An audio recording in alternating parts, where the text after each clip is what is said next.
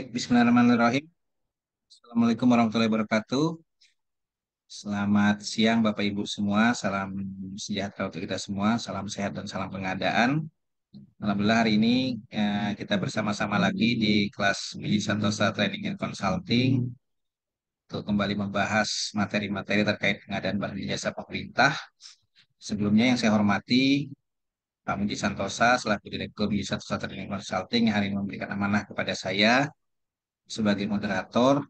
Pak Christian Gamas selaku narasumber kegiatan hari ini, Bapak Ibu sekalian, salam kenal. Saya Yepri Purnama dari Kabupaten Kutai Kartanegara. Hari ini saya diamanahkan sebagai moderator untuk kegiatan webinar kita dengan materi Swakelola tipe 4, khususnya untuk pekerjaan konstruksi ya. Nah, kita akan membahas mengenai Swakelola juga materi yang menarik karena di beberapa daerah juga di tempat kami juga ada beberapa kegiatan pekerjaan konstruksi itu dengan metode Swakelola. Baik, Bapak Ibu, untuk materi hari ini akan disampaikan oleh narasumber Pak Christian Gamas dari Pemkab Kabupaten Kutai Barat. Beliau adalah Sekretaris PUPR Kabupaten Kutai Barat, juga salah satu fasilitator narasumber dari LKPP juga. Nanti bisa kita lihat di CV beliau pada materi ya. Karena mohon maaf Pak Kris kalau saya bacain titelnya panjang banget nih. Nah, nanti kita lihat di CV beliau. Baik, sebelum memulai kegiatan, Bapak Ibu, saya seperti biasa akan kami sampaikan beberapa ketentuan. Nanti kegiatan akan kita laksanakan dengan waktu kurang lebih 90 menit. Nah, 45 menit nanti narasumber akan menyampaikan pembahasan dan materinya. Kita lanjutkan setelah itu dengan diskusi tanya jawab. Bapak Ibu bisa mengklik tombol raise hand apabila ingin bertanya atau berdiskusi langsung, atau bisa menyampaikan pertanyaan melalui kolom chat. Ya. Baik, sebelum memulai kegiatan untuk kelancaran, marilah kita berdoa bersama sesuai agama dan kepercayaan kita masing-masing. Berdoa dimulai.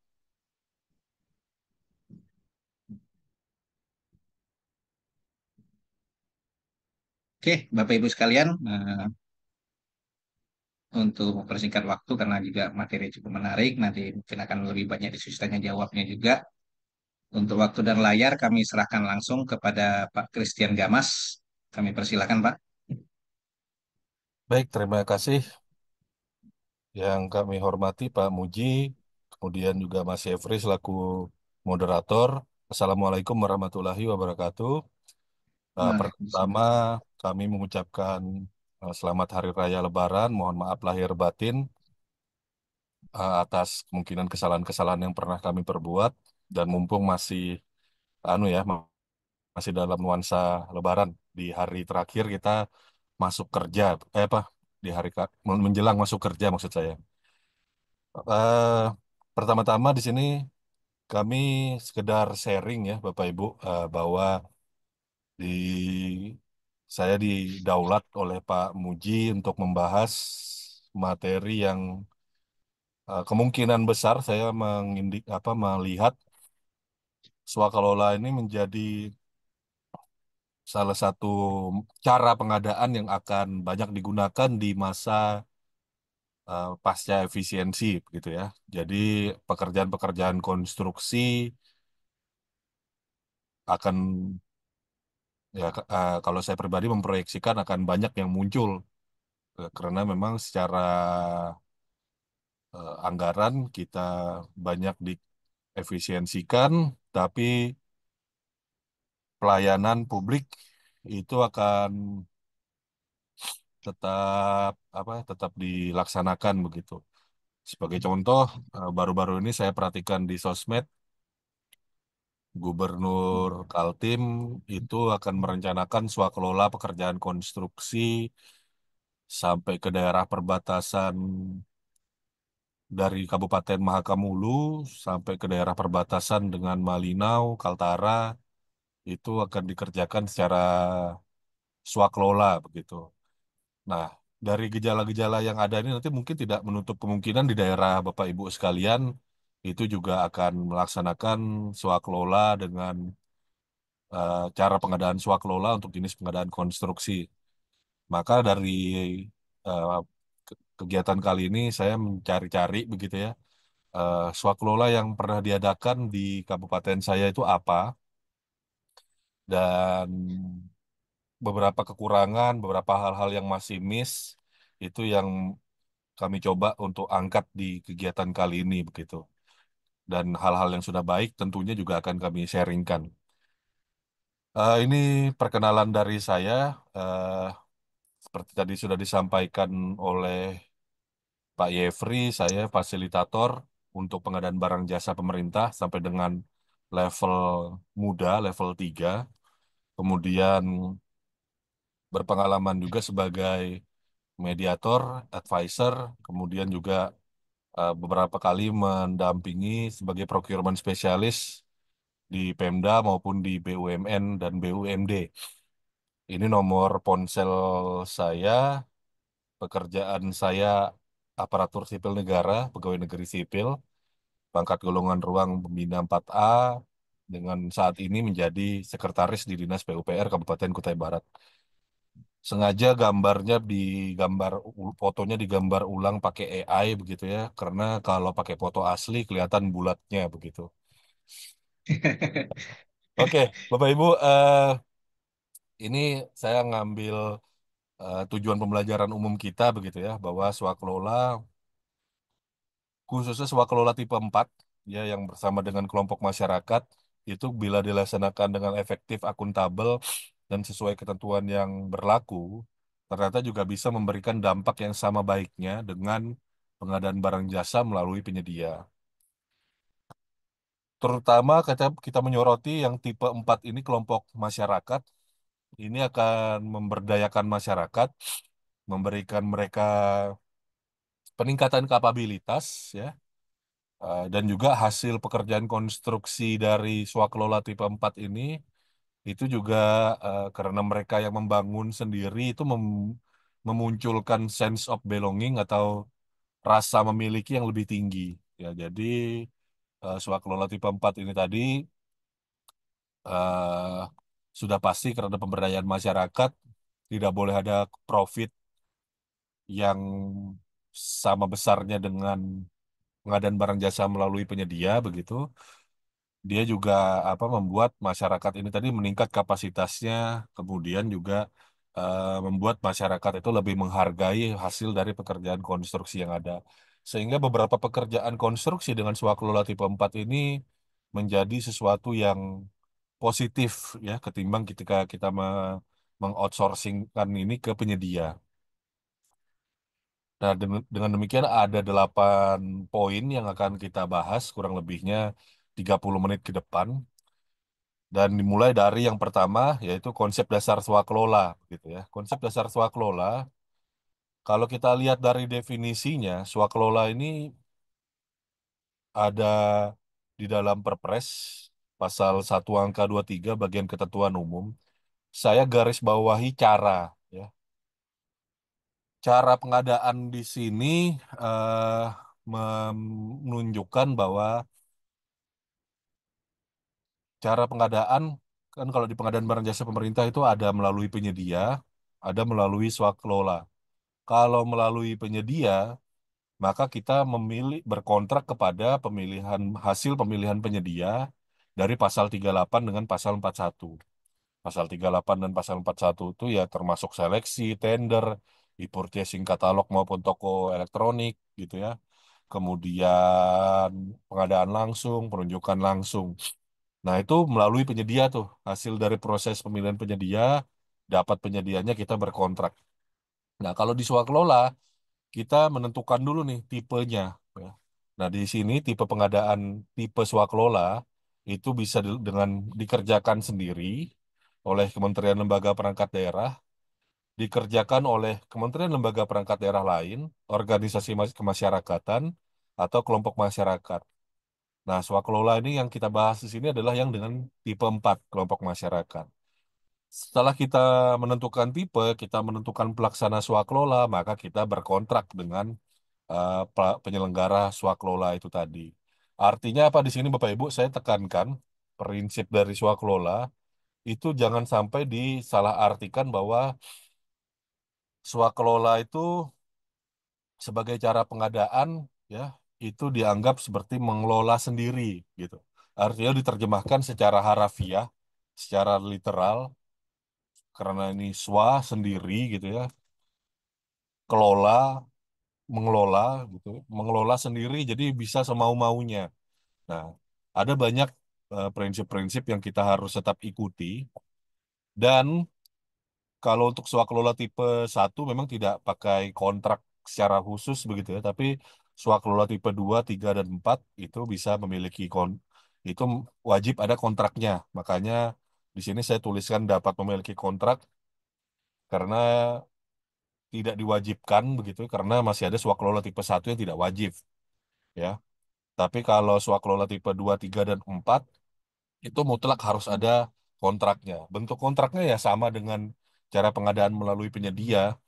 Kalau kita berkontrak secara swakelola tipe 2, misal sewa gedung gitu ya, ada sewa gedung dari APBN, Kementerian Lembaga, itu ada PNBP.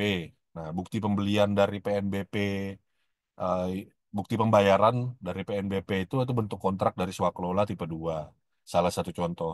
Kalau kita nyewa gedung dengan retribusi di Pemda, ya, maka itu kontraknya adalah bukti pembelian, bukti pembayaran retribusi. Nah, untuk pemanfaatan gedung yaitu swakelola tipe 2. Artinya di sini swakelola tipe 2, 3 dan 4 itu pasti ada kontraknya.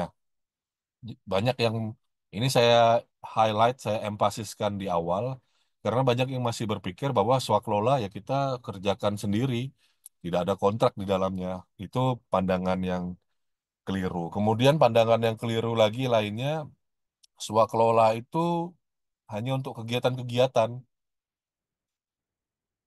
seperti misalkan kegiatan pelatihan, sarasehan ya, kegiatan sosialisasi. Padahal di pasal 3 Perpres Pengadaan swakelola itu ya eh, pertama di ayat 3 cara pengadaan setara dengan cara pengadaan melalui penyedia, kemudian bisa untuk menghasilkan barang, pekerjaan konstruksi, jasa konsultansi dan jasa lainnya.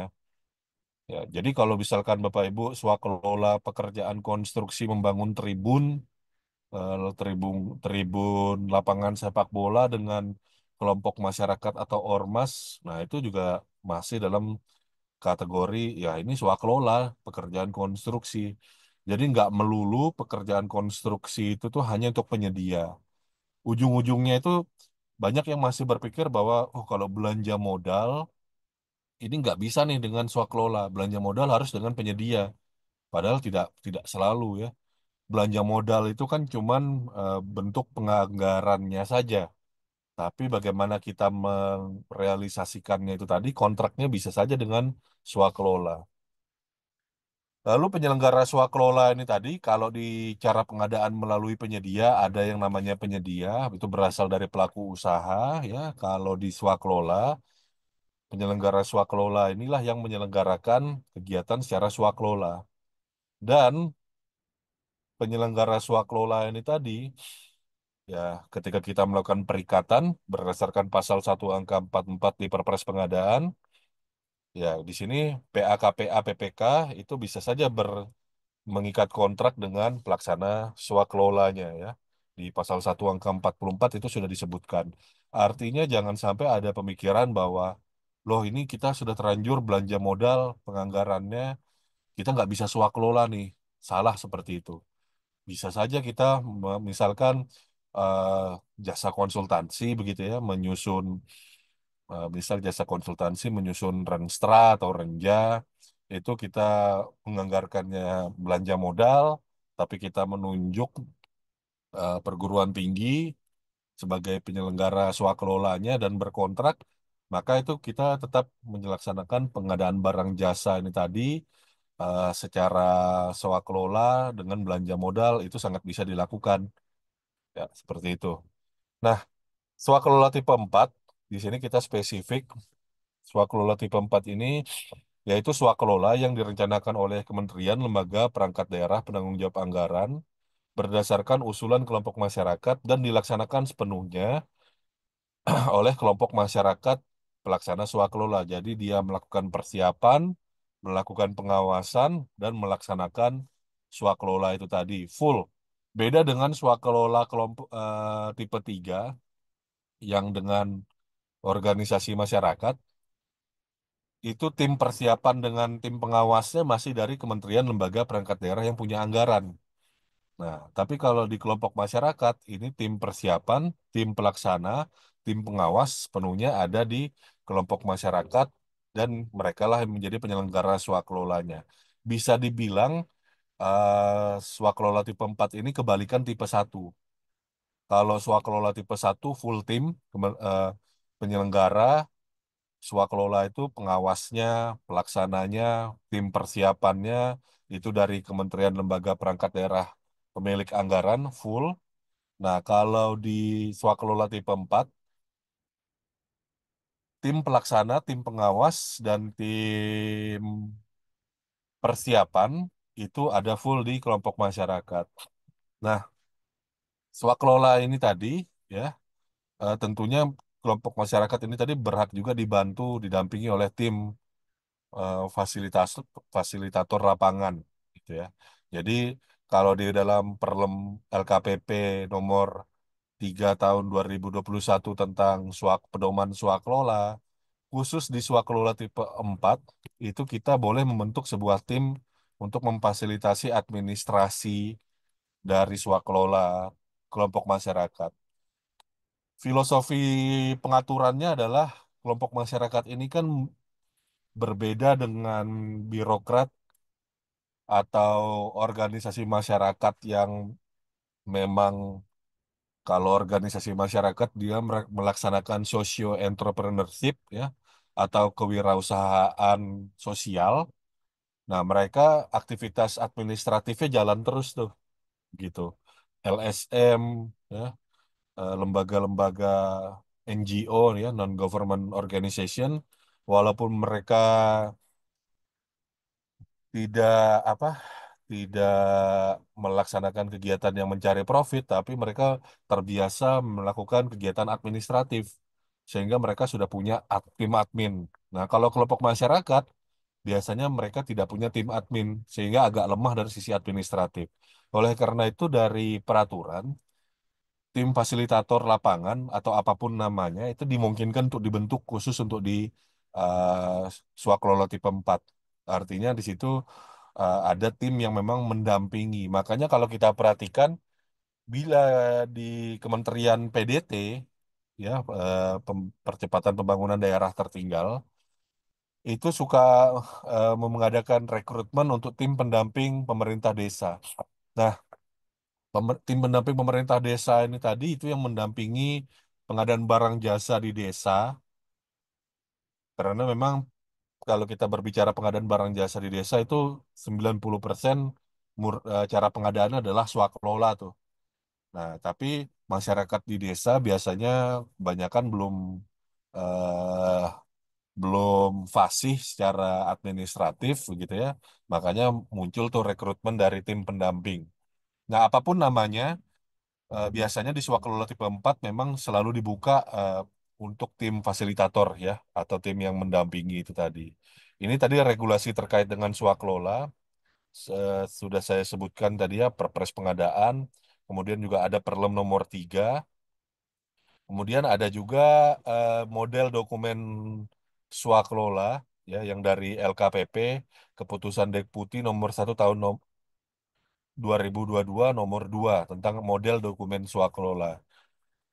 Di situ sudah ada eh, berdasarkan tipe swakelolanya, sudah ada bentuk kontrak begitu ya, bentuk kontrak yang memang sudah standar, kemudian juga eh, format-format surat kesediaan, format-format proposal, dan format-format dokumen, ya, yang memang kita bisa gunakan, kita adopsi. Hanya saja memang sifatnya masih sangat general.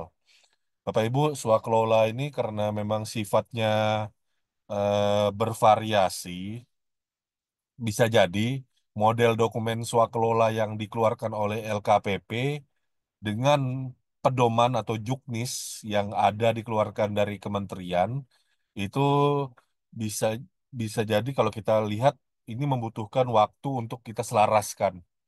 Ya, jadi eh, terkadang bukan bertentangan ya Bapak Ibu, tapi sifatnya saling komplementari gitu, saling melengkapi satu sama lain.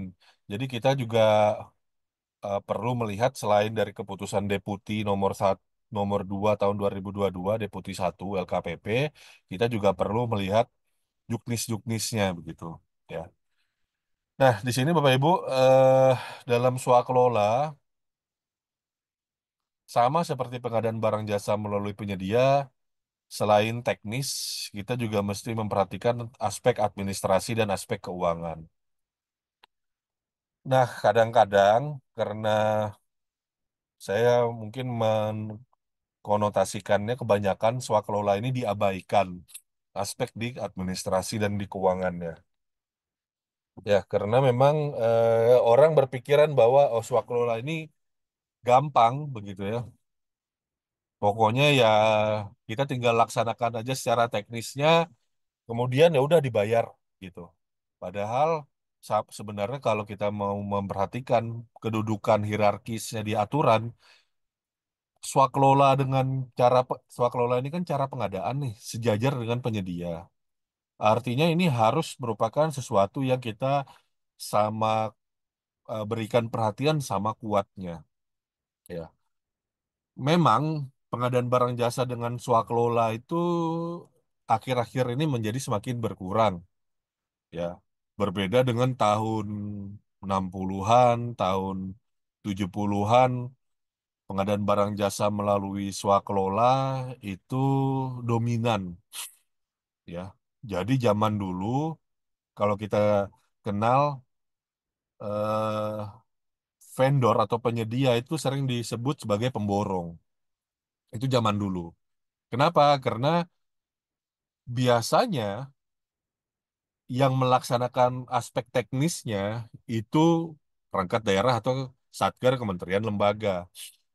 Makanya kalau saya dulu ingat kalau mampir ke kantor dinas PU begitu ya, eh, maklum ya zaman apa saya sempat merasakan waktu masih kecil itu masih di era Orde Baru begitu ya. Itu kalau kita mampir atau ngelihat di kantor-kantor PU, pekerjaan umum, itu mereka pasti punya alat berat yang banyak sekali.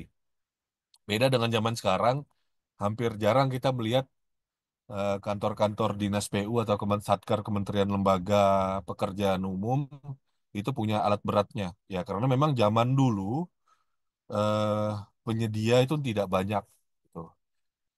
Almarhum paman saya itu pernah jadi kadis PU di beberapa kota kabupaten di Kaltim. Itu kalau apa namanya? Kalau bercerita, ya wajar saya sebagai yang generasi lebih muda menghargai yang lebih senior itu bertanya begitu ya. Zaman dulu dengan zaman sekarang eh, bedanya gimana? Jadi tahap persiapan saja karena engineer atau insinyur itu tidak banyak, insinyur teknik sipil. Biasanya kalau zaman-zaman dulu yang banyak itu insinyurnya mereka yang di bidang pertanian atau kehutanan atau di pangan. Tapi kalau yang di eh, engineer atau insinyur sipil biasanya itu minim begitu. Akhirnya apa zaman dulu tahap persiapan itu kerjasamanya sama kampus-kampus luar negeri. Kampus sipil pun juga tidak banyak zaman dulu ya tahun 60-an. Nah, jadi banyak ke luar negeri untuk mendesain dan segala macam lainnya. Kemudian balik dari luar negeri baru itu dieksekusi. Nah, eh sehingga kalau kita perhatikan zaman dulu eh, dokumen-dokumen pekerjaan swaklola itu bisa satu atau dua lemari tersendiri. Misal membangun jembatan. Nah, itu bisa satu atau dua lemari besi dan itu isinya dokumen semua ya.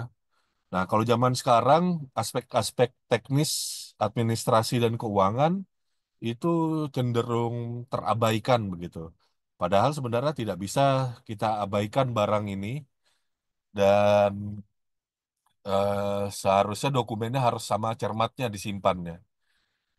Dan pengabaian terhadap aspek-aspek tersebut memunculkan berbagai macam masalah. Ya, pertama, ketidaksesuaian konstruksi fisik dengan desain teknis.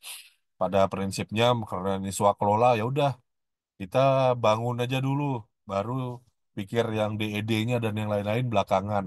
Nah, itu sesuatu yang tidak bisa dilakukan, tidak semestinya dilakukan gitu ya. Karena kalau kita perhatikan, hakikatnya swakelola dari dulu, dari zaman awal pra kemerdekaan sampai dengan sekarang, prinsip yang dipegang itu masih sama gitu. Apalagi dengan undang-undang jasa konstruksi sekarang yang semakin rigid, tanggung jawab perancang itu mau dia dengan swakelola atau mau dia dengan penyedia itu sebenarnya sama besarnya gitu. Jadi tidak dipandang bahwa oh kalau ini swakelola berarti tidak ada eh, tanggung jawab umur konstruksi. Tidak seperti itu Bapak Ibu. Makanya kalau kita berbicara pekerjaan yang dibangun dengan swakelola, dokumen-dokumen spesifikasi teknisnya pun juga harus dikerjakan oleh orang yang kompeten. Nah, orang yang kompeten itu ya dia harus memiliki sertifikat yang sama dengan eh, pelaku pengadaan barang jasa yang melalui penyedia. Artinya dia mesti punya sertifikat kompetensi yang sama.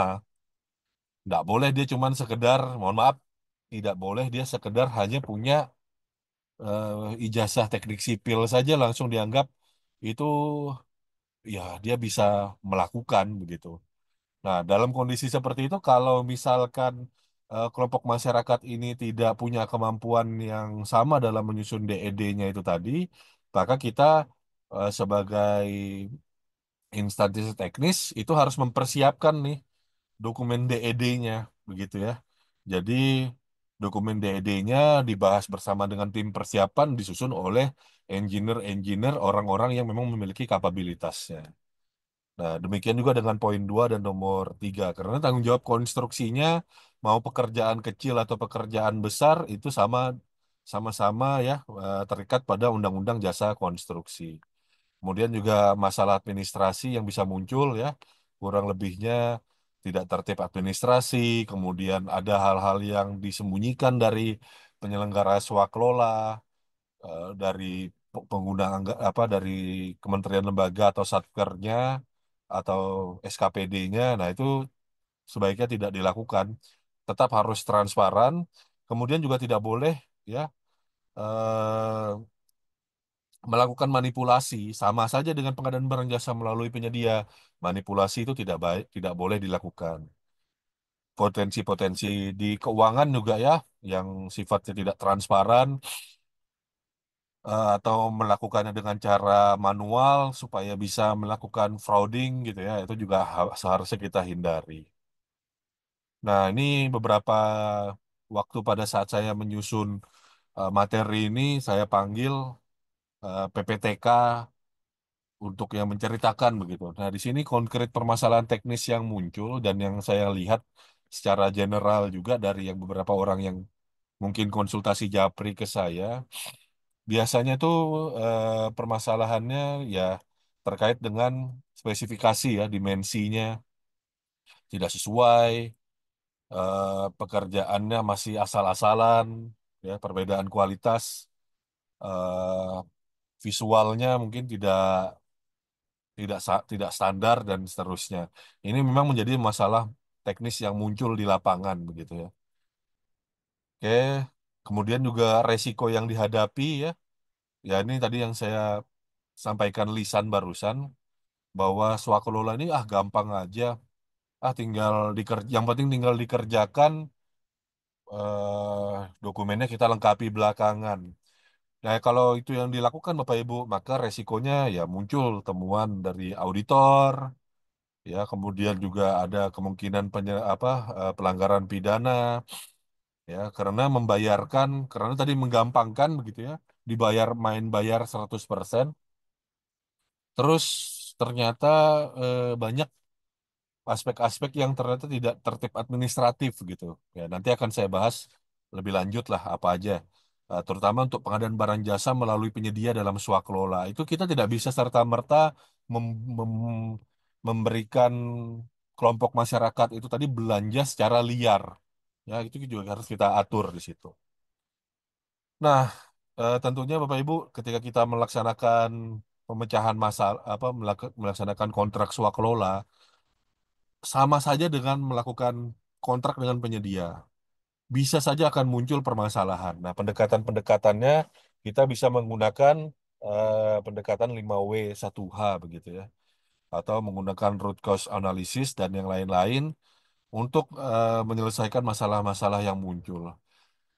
Pada prinsipnya pengendalian kontrak dengan swakelola maupun dengan penyedia itu dilakukan dengan sama cermatnya. Tidak bisa kita yang sudah tanda tangan kontrak langsung kayak beli lepas, kita berharap penyedia atau penyelenggara swaklola itu bisa menyelesaikan tepat waktu. Tetap harus ada aspek pengendalian, dan dalam aspek pengendalian itu tadi kita bertemu dengan masalah, maka kita lakukan penyelesaian masalah itu tadi bersama-sama dengan pihak yang berkontrak dengan kita, dalam hal ini ya kelompok masyarakat ya. Lalu juga Bapak Ibu, untuk mencegah jangan sampai masalah itu banyak pada saat dalam tahap perencanaan swakelola, eh, kita sudah harus bisa memetakan input, proses, dan output. Nah, ini saya mengadopsi pendekatan dari eh, standar kompetensi jabatannya LKPP dan standar kompetensi kerja nasional Indonesia gitu ya, SKKNI untuk pengadaan barang jasa. Saya coba combine. Pada prinsipnya Bapak Ibu, kita harus melihat ya, eh, tiap-tiap tahap di swaklola itu harus kita pecah-pecah.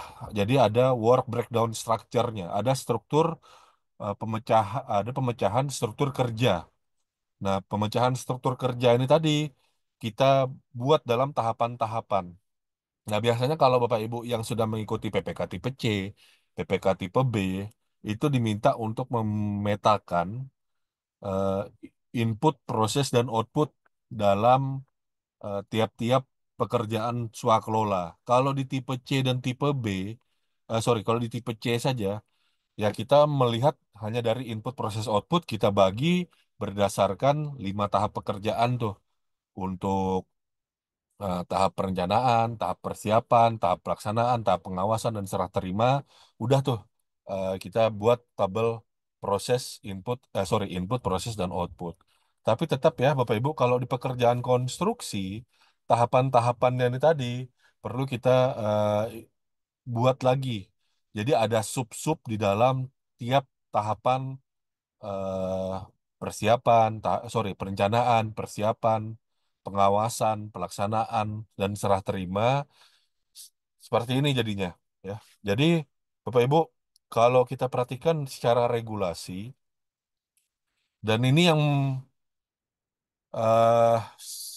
kemarin saya nggak panggil gitu ya PPTK-nya di tempat saya, tahap perencanaan apa aja yang jadi outputnya kita, tahap pelaksanaan apa aja yang menjadi outputnya, tahap persiapan, tahap pengawasan, tahap serah terima, output dokumennya apa aja. Nah, ini tadi disesuaikan ya, karena tadi saya ngambil contohnya di sini adalah air limbah domestik gitu ya, atau eh, yang biasanya itu masuk dalam dak sanitasi begitu ya. Eh, ya, jadi ada pedomannya. Pedomannya itu ngambil dari Kementerian PU. Nah, ini kita analisis tuh dokumen-dokumen yang muncul pada tahap perencanaan itu apa aja. Biasanya mereka minta eh, daftar kebutuhan prioritas terverifikasi atau laporan baseline dari warga setempat by name by address ya. Nah, itu nanti eh, dikumpulkan datanya, dokumen penetapan barang jasa dan seterusnya ya, dokumen spek teknis, KAK. Nah, ini tadi karena tadi saya sampaikan harus ada dari engineer ya. Nah, biasanya dokumen spesifikasi teknis itu dia sudah diberikan dari engineer-engineernya Kementerian PU, dalam juknisnya sudah ada. Sehingga kita tinggal melakukan review atas spek teknis bersama kelompok masyarakat. Dan seterusnya ya sampai dokumen rencana kerja masyarakat, SK tim pelaksana dan tim pengawas ya. Kemudian juga dokumen rancangan kontrak. Nah, ini tahapan perencanaannya mulai dari identifikasi kebutuhan, penetapan barang jasa, penetapan tipe swakelola, penyusunan spek teknis KAK, RAB awal ya untuk penganggaran, kemudian penyusunan jadwal pelaksanaan, rencana kerja masyarakat dan seterusnya. Input masukannya ternyata setelah kita listing ya, ini ternyata banyak tahapan pekerjaan kita di T-1 ya. Nah, dan dokumen ini harus sudah teradministrasi dengan baik begitu supaya ya pada saat nanti diaudit ya udah beres. Lalu untuk tahap pengawasan, saya langsung munculkan tahap pengawasan di awal setelah perencanaan karena apa? Stigmanya tim pengawas itu muncul hanya pada saat serah terima. Dia bekerja pada saat serah terima saja, padahal tidak. Tim pengawas itu bekerja untuk memverifikasi administrasi mulai dari persiapan, pelaksanaan, sampai dengan serah terima. Nah, kemudian juga tim pengawas ini juga mereview dokumen-dokumen perencanaan. Maka output keluarannya dari tim pengawas itu adalah dokumen hasil review dari setiap tahapan yang ada ya, di sini. Kemudian inputnya apa? Berarti inputnya ya kalau dari input pada tahap perencanaan, maka output dari tahap persiapan itu menjadi input di tim tahapan pengawasan. Output pada tahap persiapan itu menjadi input bagi tim pengawas untuk bekerja. Output pada tahap pelaksanaan itu menjadi input bagi tim pengawas saat bekerja. Output dari proses serah terima itu menjadi input bagi tim pengawas pada saat serah terima. Maka di sini tugas-tugasnya adalah mereview, memastikan, melaksanakan monitoring rutin, mereview administrasi, menyusun rekomendasi perbaikan kalau memang ada hal-hal yang sifatnya perlu perbaikan dan seterusnya. Jadi tim pengawas ini sama pentingnya, jangan cuman karena tim pengawas itu muncul dalam peraturan, terus dibentuk sebuah tim hanya untuk penggugur kewajiban untuk membentuk tim begitu ya, atau ya ya sekedar apa ya pelengkap derita begitu ya bahwa ada tim pengawas. Kenapa hal ini saya menjadikan empasis di sini? Jangan sampai kita menghadirkan tim pengawas ini tadi orang-orang yang sekedar muncul dalam SK, tapi dia tidak mengerti bagaimana teknis untuk melakukan review, pengawasan, dan lain-lain. Karena nanti jadinya sama seperti kayak panitia pemeriksa hasil pekerjaan di zaman era Perpres 54 begitu ya. Nah, artinya ini jadi jebakan Batman begitu. Karena Namanya ini ya eh, paket lakukan 5 mas tinhan tuh. oke, Aduh buat ngawas mas jangan. bocor ya. Ada kolang. Oke, ya.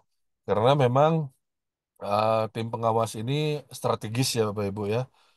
Jadi saya mohon hilangkan stigma bahwa tim pengawas ini hanya muncul saat menjelang serah terima. Lalu tahap persiapan, wah ini juga banyak ya yang harus dilakukan, terutama kita harus perhatikan di sini pelaksana biasanya dari kelompok masyarakat ini banyak yang diposisikan dia ya mengerjakan pekerjaan kasarnya saja begitu.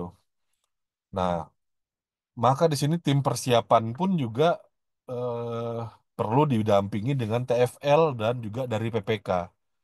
Ya, jadi PPK di sini perlu eh, didampingi oleh tim fasilitator lapangan. Umumnya memang kalau dari Swakelola tipe 4, tim fasilitator lapangan best praktek terbaik yang kami lakukan itu eh, merekrut begitu ya orang-orang. Kita ada tesnya juga. Jadi kita melakukan rekrutmen, menguji juga kemampuan mereka, pengetahuan mereka terkait dengan konstruksi eh, limbah air air limbah setempat ini tadi atau ALS ini tadi. Nah, jadi tim persiapan dengan tim fasilitator lapangan bersama PPK itu menyusun banyak hal di sini ya, rencana kerja dan berbagai macam hal-hal lainnya untuk tahap persiapan ini tadi. Lalu di tahap pelaksanaan ya, input-inputnya ya RAB final ya, material yang telah diadakan, DED, kemudian RAB, kemudian juga berbagai macam dokumen-dokumen lainnya. Ini yang menjadi output dari tiap tahapan. Dan kemudian serah terima juga ya, tim pengawas itu juga dari masyarakat ya, dari laporan yang ada dia membuat dokumen-dokumen yang berdasarkan masukan dari tim pengawas maupun berdasarkan dari tim lapangan ya, tim pelaksanaan. Nah, ini menjadi dokumen kelengkapan untuk serah terima, laporan hasil pemeriksaan akhir, dan berbagai macam dokumen-dokumen untuk tahap serah terima. Ini tentu saja Bapak Ibu, eh, apa yang kami lakukan sejauh ini memang punya keterbatasan. Bisa jadi Bapak Ibu menambahkan begitu ya. Apa saja hal-hal yang memang perlu ditambahkan, tergantung juga dengan karakteristik pekerjaan dan juknis yang ada.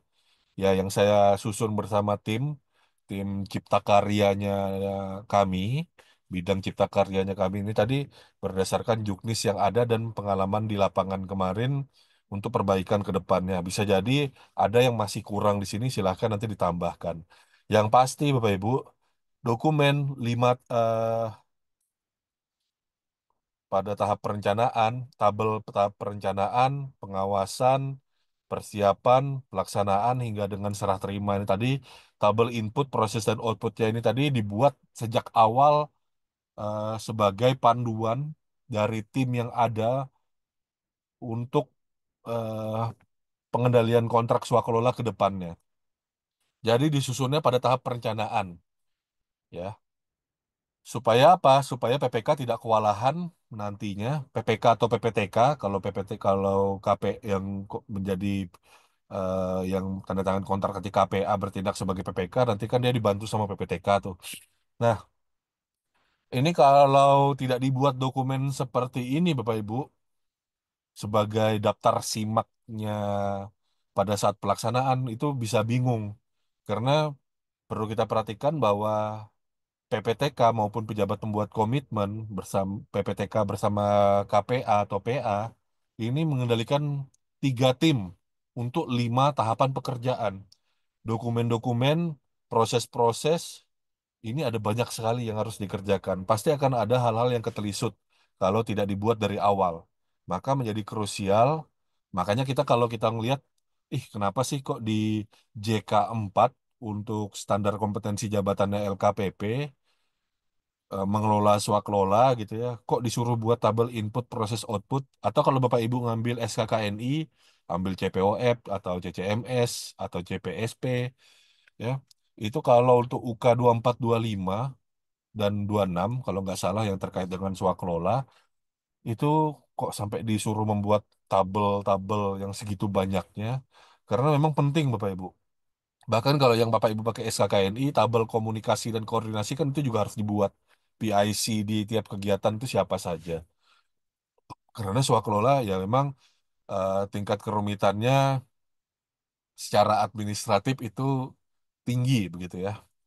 Oke, nah kemudian terkait dengan penganggaran ya, ini mengikuti pola yang sama dengan penganggaran pada pengadaan barang jasa melalui penyedia. Kalau swakelola itu tadi barang jasanya pemanfaatannya bisa lebih dari 12 bulan, maka dia bisa masuk dalam belanja modal begitu ya. Hanya saja kalau dia belanja konstruksi yang sifatnya diserahkan kepada masyarakat, belum tentu dia harus belanja modal ya. Bisa saja dia pakai belanja hibah ya. Jadi kalau kayak contoh, misal Bapak Ibu ada konstruksinya bedah rumah, ya membedah rumah warga yang berpenghasilan rendah untuk direnov ya misal ya. Nah, itu kan itu nantinya rumah-rumahnya warga itu kan diserahkan ke warga langsung. Maka dia tidak belanja modal, tapi dia belanja hibah. Nah, ini pola penganggarannya perlu hati-hati gitu ya. Jangan sampai sesuatu yang memang sudah diserahkan ke masyarakat masih dianggarkan sebagai belanja modal. Repot Bapak Ibu. Artinya apa? Kalau misalkan nanti 10 tahun lagi eh, konstruksi itu tadi mau direnov sama yang punya rumah, nah nanti kan apa eh, warga tidak bisa merenov karena itu dianggap sebagai aset pemerintah. Jadi perhatikan pola penganggarannya. Terus juga deteksi lagi peluang potensi pengadaan barang jasa melalui penyedia dalam swakelola. Ini yang menjadi concern saya, Bapak Ibu, bahwa swakelola ketika dia ada penyedia di dalamnya, tolong disepakati siapa yang melakukan pemilihan penyedia. Kalau yang di sebelah kiri tipe 1 dan 2 karena sama-sama terikat oleh Perpres Pengadaan Barang Jasa, maka cukup menyepakati siapa yang melaksanakan proses pemilihannya. Apakah PP atau pejabat pengadaan atau kelompok kerja pemilihan dari unsur pemilik anggaran atau PP atau kelompok kerja pemilihan dari KL Pemda lainnya.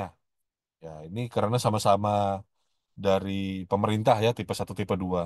Cuman kalau di tipe 3 dan 4 di sini perlu kita sepakati nih, Ormas atau Pokmas ketika ada barang jasa dari penyedia yang mau belanja ini siapa? Yang mau melakukan proses pemilihan penyediaannya ini siapa? Nah, kemudian dalam hal Ormas Pokmas yang memilih melaksanakan proses pemilihan, maka perlu diatur mekanisme persetujuan belanja dan pertanggungjawabannya. Jangan sampai Bapak Ibu Ormas atau Poknas ini tadi belanja barang jasa yang eh, asal-asalan atau ugal-ugalan. Itu banyak terjadi, akhirnya belanja barang jasanya kemahalan. Ya, pernah saya kalau nggak salah di salah satu provinsi di Indonesia ini ada yang menjadi temuan itu belanja barang jasa melalui penyedianya harganya sampai 3 kali lipat. Kalau saya nggak salah itu lampu penerangan jalan, kalau saya nggak salah ingat. Itu akhirnya jadi temuan dan bertanya ke saya begitu ya, gimana nih eh yang tanggung jawab siapa? Ya yang tanggung jawab memang apa namanya ormas atau pokmas itu tadi begitu ya. Karena dia belanja barang yang sifatnya kemahalan. Nah ini kita kalau kami memitigasinya yang ada di kasus yang kita angkat jadi studi ini, kita menyusunkan harga semacam HPS gitu ya, pagu tertinggi yang boleh dibelanjakan ketika dia mau belanja septic tank itu tadi ya. Karena ini tadi air limbah setempat membangun eh, kamar mandi MCK lah ya, fasilitas MCK untuk tiap rumah-rumah. Nah, septic tanknya itu tadi kita eh, berikan pagu tertingginya, berapa belanjanya gitu. Jadi dia tidak bisa asal-asalan belanja sembarangan gitu. Jadi kita sudah tetapkan pagu tertingginya, kita sudah tetapkan juga dia SPJ-nya nanti pertanggungjawabannya berkontrak dengan penyedia dalam swakelola ini tadi, dia harus menyerahkan apa saja, mulai dari kontraknya sampai dengan serah terima dan dokumen-dokumen lainnya. Nah, jadi itu kita harus atur di situ dan kita tuangkan dalam eh, kontrak swakelolanya. Nah, ini Bapak Ibu ya contoh-contoh di sini program hibah air limbah setempat ada juknisnya dari kementerian ya. Nah, ini juga mempermudah spek teknis kita kemudian juga survei baseline-nya kalau dari kementerian biasanya sudah ada SOP-nya untuk survei baseline-nya ya ada survei apa verifikasi lapangannya juga dengan dokumentasi-dokumentasi yang by name by address. Nah, kemudian juga ini spek teknis yang kita tetapkan. Nah, ini merujuk kepada juknis gitu ya. Nah, jadi kita tinggal pada tahap persiapan ya kita tinggal menyepakati visible enggak ini diterapkan di daerah tersebut begitu ya pada prinsipnya eh, dokumen yang ada ditetapkan bersama-sama tim persiapan, ya, berdiskusi dengan PPK, kemudian setelah disepakati disetujui maka PPK menetapkan. Kemudian juga RAB-nya, ya, PPK menyusun RAB ini tadi juga eh, disampaikan kembali dengan tim persiapan layak apa tidak nih untuk dilanjutkan begitu ya. Kalau layak ya langsung bisa ditetapkan. Lalu ini yang tadi saya sampaikan, tenaga fasilitator lapangan kita rekrut. Setelah kita rekrut, kita tetapkan juga dengan SKPA gitu. Nah, kemudian dokumen legalitas Pokmas, ya, mulai dari kelompok swadaya masyarakat yang digunakan ini tadi, kita minta ADART-nya, surat keputusan kepala desa, surat pernyataan kesanggupan pengurusan KSM-nya, kemudian juga dari, karena ini tadi konstruksinya dihibahkan, ya, jadi ada rembuknya supaya dengan masyarakat ini tadi mereka bersedia apa tidak gitu. Jadi dari jauh-jauh hari sudah langsung diikat kesediaan mereka. Jangan sampai ketika kita usulkan dana ini karena ini hibah dengan dana DAK, jangan sampai ketika kita sudah ujung-ujungnya sudah diverifikasi, ternyata mereka pada saat mau dilaksanakan mereka tidak bersedia begitu ya, berubah pikiran. Nah, ini makanya kita harus ada berita acaranya dari jauh-jauh hari. Kemudian rancangan kontrak swakelola, ya. Nah, di sini juga ini sengaja saya tutupi begitu ya, karena eh, apa ya, belum sempat minta izin gitu ya. Kalau ke KSM-nya mereka bersedia nggak kontraknya dimunculkan gitu. Nah, jadi ya sudah saya blok aja yang nama-nama KSM sama pengurusnya yang apa, yang karena pada prinsipnya ini tidak mengubah substansi. Pada prinsipnya pasal-pasalnya harus kita tuangkan begitu ya. Ya, jadi pihak pertama identitasnya termasuk lokasi kegiatannya, kemudian rencana kegiatan masyarakatnya, ya. Kita sudah ikat gitu ya bahwa tim tim mereka itu nanti harus menyertakan apa, membuat RKM, kemudian juga gunakan pembayaran non tunai, ya Bapak Ibu. Jangan dititipin ke individu karena resikonya tinggi sekali. Jadi wajib pakai, kalau saya cenderung mewajibkan, merekomendasikan untuk ya, kita gunakan rekening apa namanya, rekening dari KSM. Biasanya kan kalau dari rekening yang dari kelompok swadaya masyarakat itu, bendahara mau ngambil dana itu juga harus ada apa, persetujuan dari ketua tim gitu. Jadi bendahara tanda tangan bersama ketua tim untuk mencairkan anggaran. Nah, ini juga akan membuat kita lebih merasa safety begitu ya dalam proses penyalurannya, bukan kepada individu. Artinya kalau tuh bendahara mau kabur begitu ya, nah paling tidak dia nggak bisa ngambil tuh duitnya. Nah, kemudian eh, kewajiban dan tanggung jawab juga ya kita tuangkan di sini. Catatan harian kegiatan, penggunaan material, dan seterusnya. Aturan administrasi keuangan. Kemudian juga laporan pengadaan barang jasa. Ini tadi ya. Nah, ini termasuk kayak penawaran dari suppliernya. Kita memang berikan kebebasan mereka tentukan suppliernya gitu ya.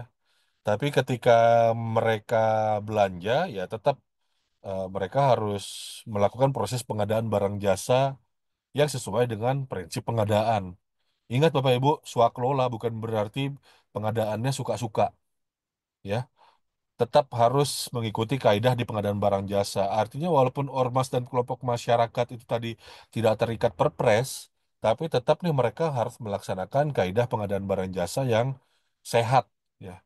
Jadi ya tetap mereka melakukan survei. Kita sudah tetapkan nih pagu anggaran tertinggi belanjanya.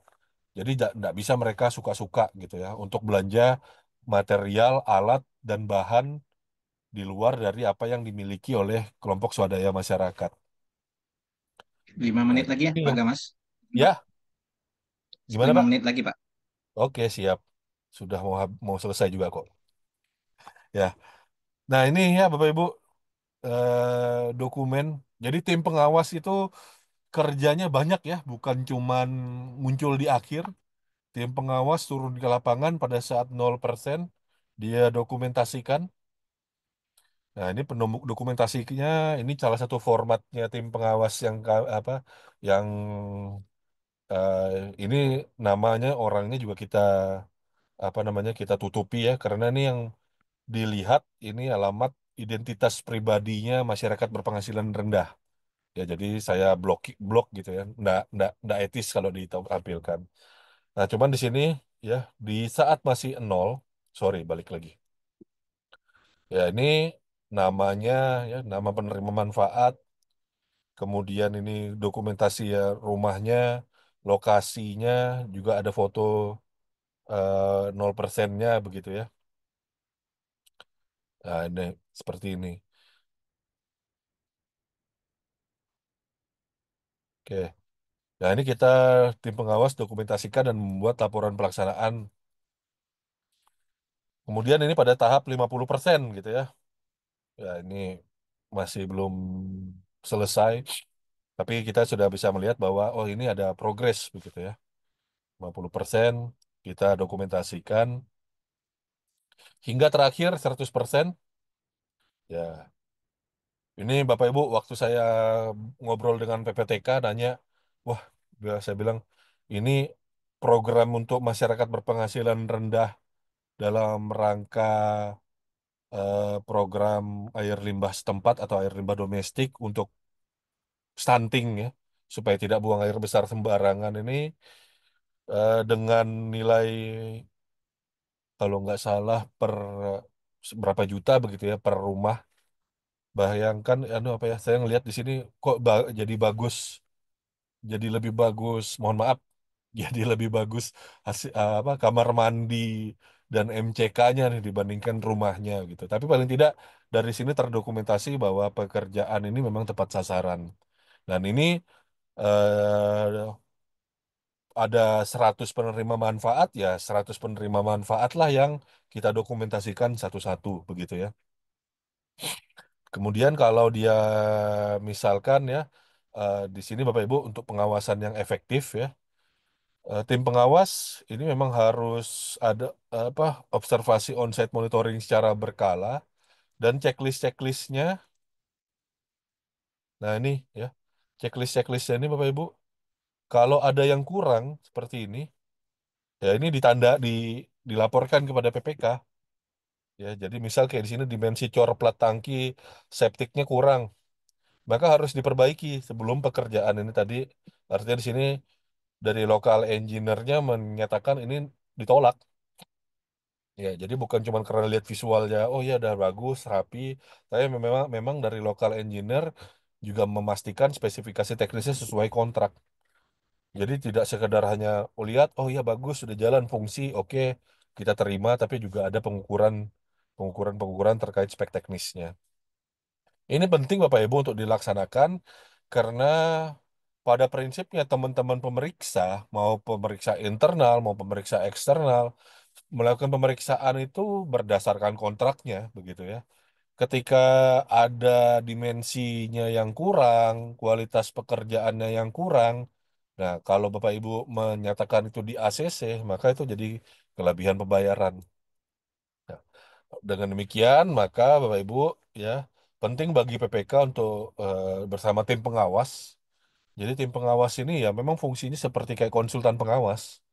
Kalau melalui pengadaan barang jasa melalui penyedia, itu tim pengawas ya harus rutin memberikan rekomendasi kepada PPK dalam pengendalian kontraknya melalui observasi langsung di lapangan, memeriksa kesesuaian material.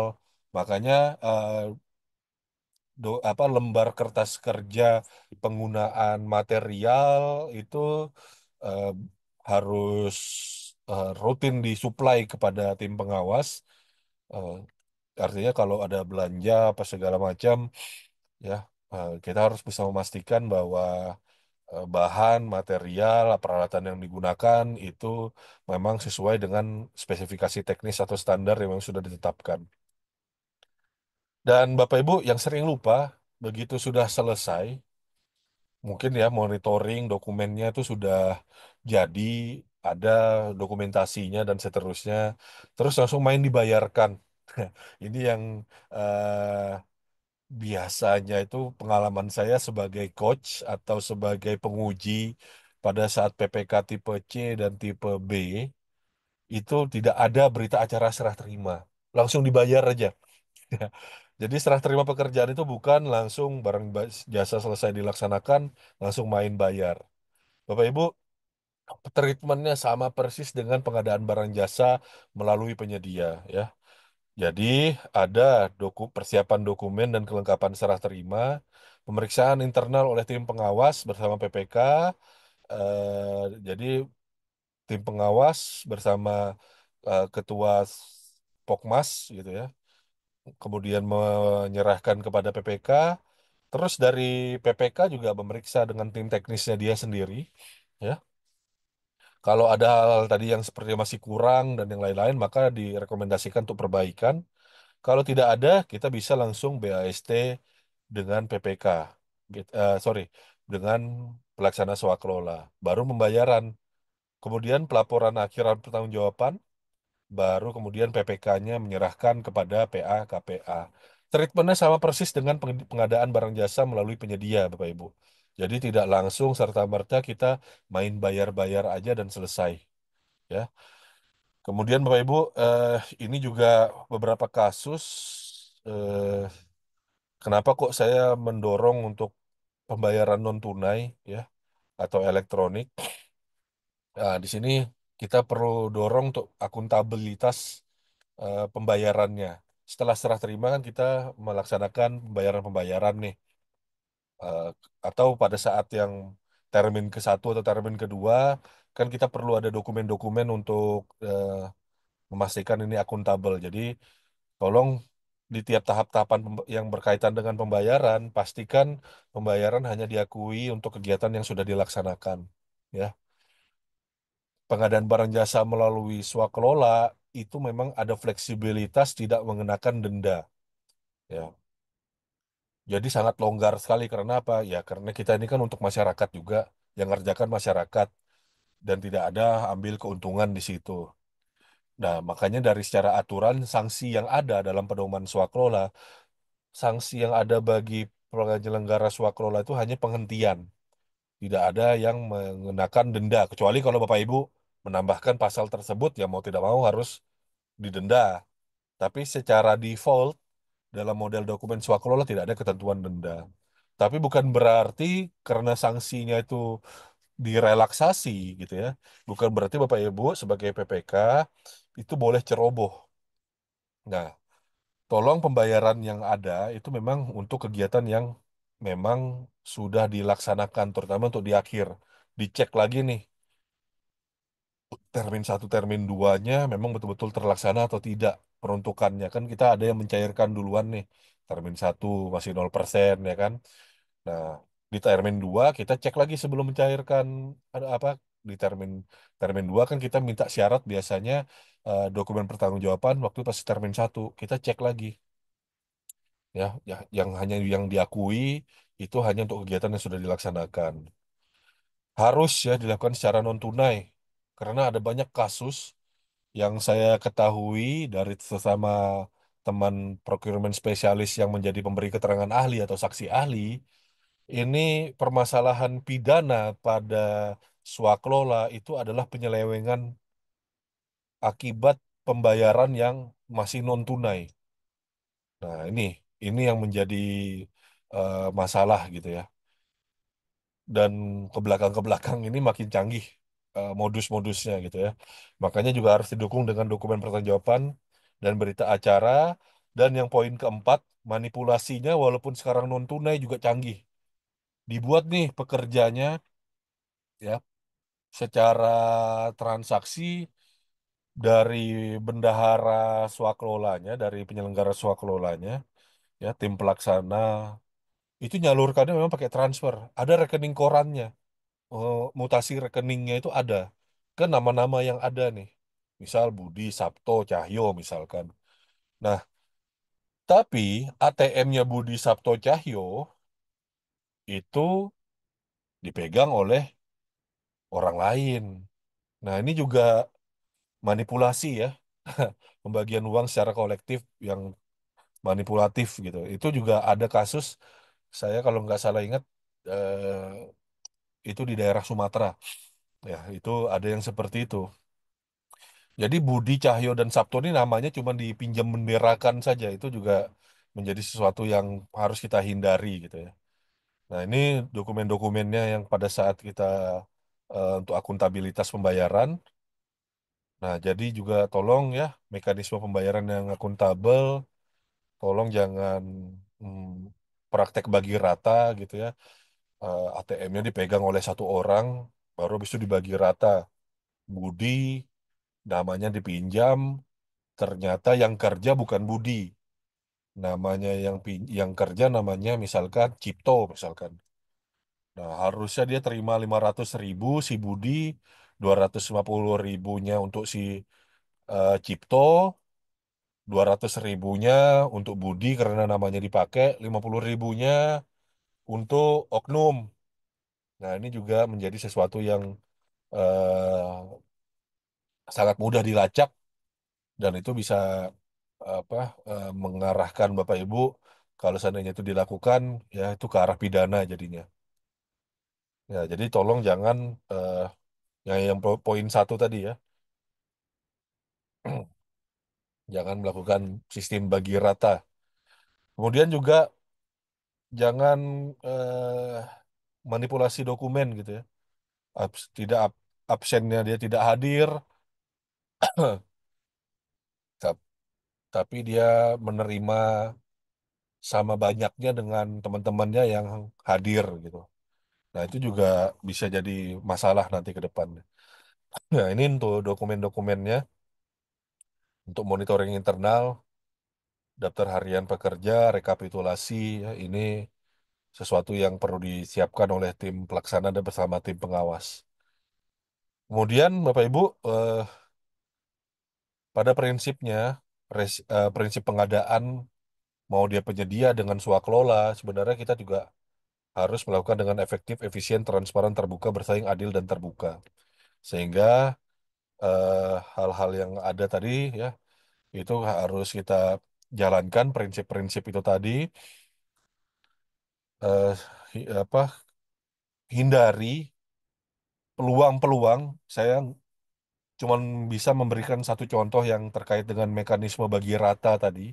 Itu yang resiko hukum yang umum terjadi ya. Ke depan bisa lebih canggih lagi, tapi tolong Bapak Ibu pegang integritas, jangan sampai membuka peluang untuk resiko hukum maupun resiko audit. Ya. Sumber resikonya ada 6 poin ini tadi. Pada prinsipnya Bapak Ibu, kita harus ya membuat dokumen perencanaan yang lengkap, peruntukannya juga harus sesuai, pembayaran harus tetap dilakukan dengan dokumen yang sah. Kemudian jangan melakukan manipulasi data kehadiran pekerja, pengadaan material, jangan dilakukan secara tidak bertanggung jawab atau tadi ya melampaui pagu yang sudah ditetapkan. Dan juga pembayaran dilakukan secara tunai, tidak ada bukti transfer atau tanda terima, ini juga bisa memberi masalah nantinya. Nah, ini jenis temuan ya, mulai dari kelebihan bayar, ketidaksesuaian, dan hal-hal lainnya. Oke, terakhir Bapak Ibu untuk strategi mitigasi resikonya, paling gampang Bapak Ibu kalau kita mau memitigasi resikonya dari awal sebagai PPK kita menyusun 5 tabel itu tadi ya, dokumen-dokumen perencanaan swakelolanya, bukan hanya aspek teknis ya, tapi juga kita membuat daftar simak berupa tahapan-tahapan, 5 tahapan tadi, mulai dari perencanaan, persiapan, pengawasan, pelaksanaan, serah terima, itu kita buat breakdown kerjanya, tahapan kerjanya dengan pendekatan input, proses, dan output, sehingga nanti kita tahu nih dokumen-dokumen apa aja pada saat pengendalian kontrak. Nah, kalau kita sudah bisa menyusun hal itu tadi dan menyusun daftar simaknya yang ada, maka kelengkapan dokumen tadi dijadikan satu secara kaidah kearsipan yang baik, ya, bernomor secara administratif sesuai dengan klasifikasi arsipnya juga, tertib begitu ya, sehingga bisa gampang dilakukan telusur kembali. Kemudian juga dalam swaklola penting kita melakukan transparansi dan partisipasi keterlibatan warga. Jangan sampai ada warga yang merasa bahwa ini ada cawe-cawe antara pelaksana swaklola dengan dinas Satker KL gitu ya. Kemudian koordinasi dan pendampingan. Ingat di swaklola tipe 4 ada tim fasilitator yang bisa kita bentuk. Nah, di sini selain tim pengawas, instrumennya yang lainnya adalah tim fasilitator lapangan. Ini harus dilakukan koordinasi yang kuat, mengingat teman-teman kita dari kelompok masyarakat itu tidak berpengalaman, sehari-harinya dia tidak bekerja sebagai birokrat. Maka kita harus melakukan koordinasi dan pendampingan yang efektif. Demikian mungkin paparan dari saya. Saya kembalikan ke Pak Moderator. Silakan. Baik, terima kasih Pak Kris. Materi yang sangat luar biasa Pak. Nah, buktinya di kolom chat sudah banyak pertanyaan juga. Tadi saat pemaparan materi juga sudah ada yang raise hand. Oke, kita langsung saja kita buka ruang diskusi Bapak Ibu. Yang pertama kita ke raise hand dulu ya. Ada Om Pajar nih. Silakan Pak Pajar. Ya, terima kasih. Oh, izin bertanya ini ke Om Gama sama Pak Demudi sekalian sekaligus konsultasi. Prinsipnya kalau swakalola tipe 4 konstruksi eh, pada garis besarnya saya sudah paham dan sudah ada pelaksanaan juga karena kebetulan di alokasi dana kelurahan di sini ADK itu sudah menggunakan tipe itu ya, anu swakalola tipe 4 jadi nggak begitu asing gitu. Cuman ada beberapa kebijakan di sini yang sempat jadi ganjalan terutama buat saya pribadi. Itu kebijakannya tuh gini, eh, pelaksanaan konstruksinya memang oleh Pokmas. Dalam arti di sini dilaksanakan oleh LPMK atau LKM gitu. Tetapi pembelian materialnya itu melalui katalog gitu. Nah, hal itu yang menurut saya kurang pas karena kan kalau kembali ke pasal-pasal yang ada di Perpres itu kan eh, pelaksanaan pengadaan barang jasa pemerintah itu kan melalui dua cara ya. Pertama melalui swaklola dan yang kedua melalui penyedia. Dan e-katalog itu adalah salah satu metode eh, yang dilaksanakan melalui penyedia. Hal itu yang membuat saya pernah beradu argumen dengan teman-teman yang ada di sana di WLP terkait dengan perancang kebijakan terkait hal itu. Saya asumsinya karena di dalam Permendagri itu ADK itu kan sebagai sarana pemberdayaan masyarakat yang memang dilaksanakan oleh Pokmas gitu. Nah, kalau kalau pelaksanaannya nanti dipisah-pisah antara material dengan jasa konstruksinya kan malah eh, nafasnya sudah tidak sama lagi dengan amanat dari Permendagri gitu, di mana pelaksanaan ADK itu ya untuk dilaksanakan secara murni swaklola tipe 4. Gitu. Nah, eh, itu yang pertama. Yang kedua, saat kebijakan itu ternyata tetap diterbitkan oleh oleh Pemkab, di situ lalu muncul permasalahan lagi. Nah, terus nanti yang transaksi di katalog siapa ya kan? Kan seperti itu ya. Saya cuma cuma dalam hati cuma ketawa sendiri melihat melihat kebijakannya. Bahwa ternyata diputuskan yang membeli tetap transaksinya karena di katalog itu adalah yang bisa bertransaksi adalah PPK dengan penyedia berarti ya yang beli PPK. Nanti materialnya diserahkan ke Okmas gitu. Silakan. Itu saya jadi ketawa lagi dan geli lagi tapi ya udahlah terserah Wong, itu udah kebijakannya pimpinan gitu. Eh, cuman tetap bagi saya ganjel gitu loh. Itu yang yang hal kedua. Nah, ketiga, terkait dengan pembayaran tadi yang sudah dijelaskan oleh Om Gamas bahwa nantinya Pokmas harus menyiapkan dokumen segala macam gitu. Artinya kan berarti Pokmas itu harus dalam tanda kutip ya menelangi dulu nggih Om Gamas dari mulai beli material, balangi apa bayari pekerja dan lain-lain baru nanti dimintakan tagihan ke Pemda gitu nggih ke pemerintah gitu. Padahal kalau dalam ADK itu kan LPMK itu biasanya tidak tidak punya bukan kayak perusahaan gitu, bukan kayak penyedia karena kan RAB-nya pun juga nggak ada keuntungan karena kan tidak boleh ada karena ini adalah untuk kebutuhan masyarakat. Nah, artinya Pokmas itu tidak punya modal sama sekali. Kalau ternyata harus menyiapkan SPJ seperti itu, yang terutama harus transfer, artinya kan harus nalangi dulu. Nah, itu kan jadi kesulitan di daerah. Mungkin dari tiga pertanyaan ini, saya mohon petunjuk dan arahan dari Om Gama sama Pak Demuji nih, terutama yang kasus pertama dan kedua tadi loh terkait dengan kebijakan yang berlaku. Apakah sudah pas gitu materialnya kok pakai katalog, tapi konstruksinya kok pakai swaklola itu kalau menurut saya pribadi kan nggak pas itu. Mungkin Ya, sementara itu oke. Langsung ya, Pak Yefri. Ya, langsung Pak. Ya, jadi eh, pada saat kita kalau swakelola ini kan kita menyepakati terlebih dahulu. Saya jawab yang kedua dulu ya.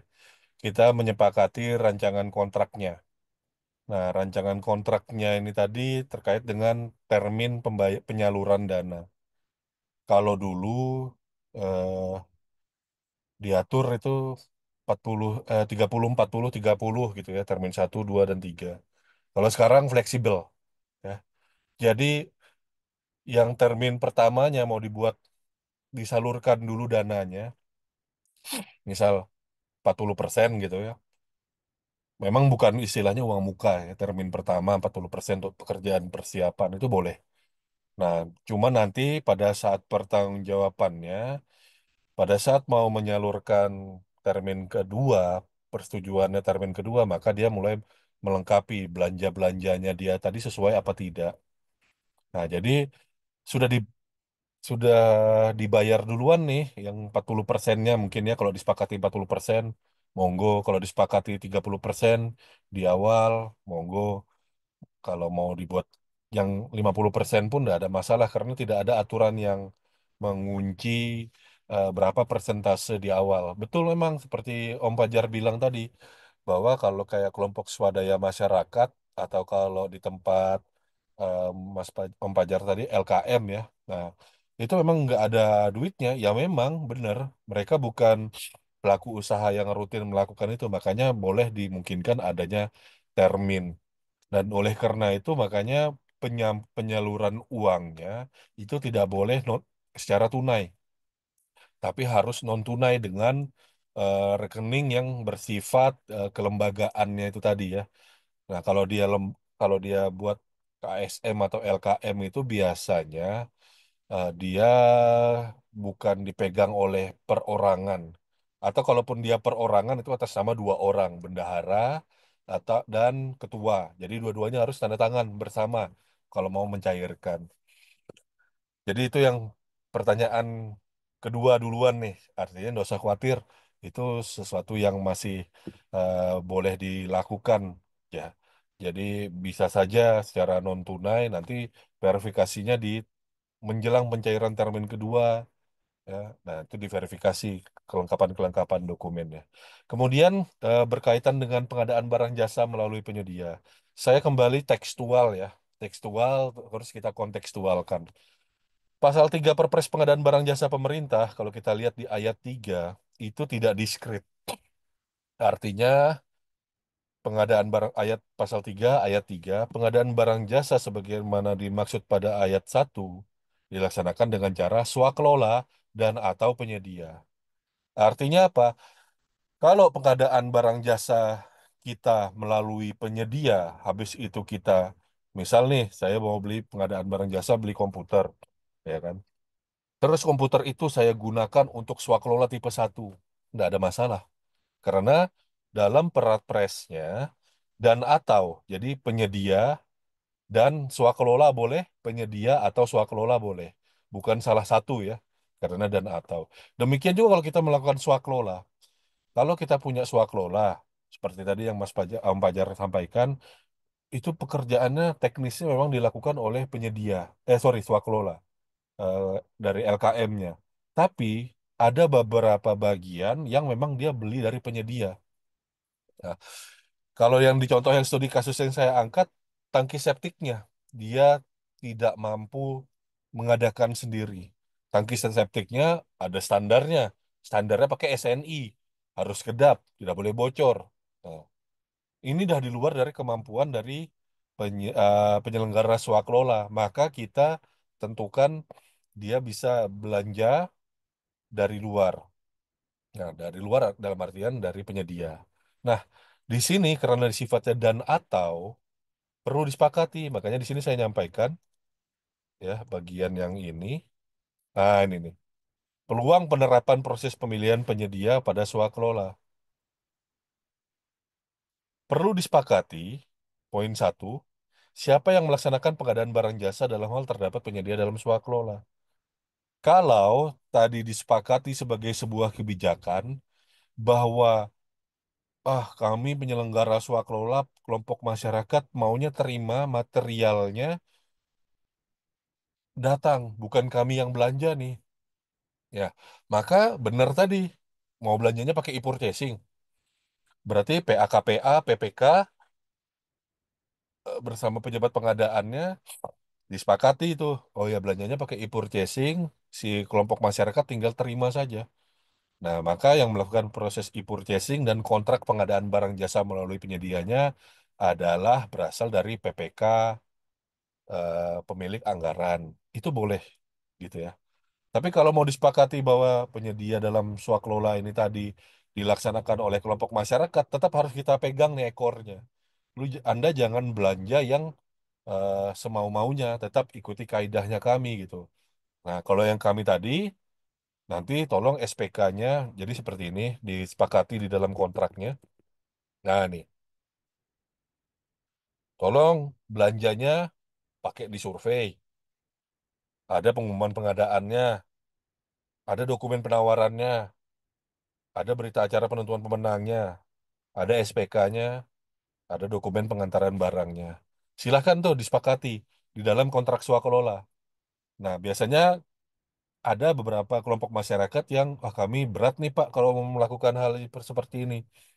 Ya. Tapi kalau tidak berat, ya maka kita tuangkan dengan catatan nanti TFL dengan kelompok masyarakatnya sudah sepakat nih bahwa oh iya kita bisa kok belanja sendiri. Ya udah, tapi ini persyaratannya ya. Oke.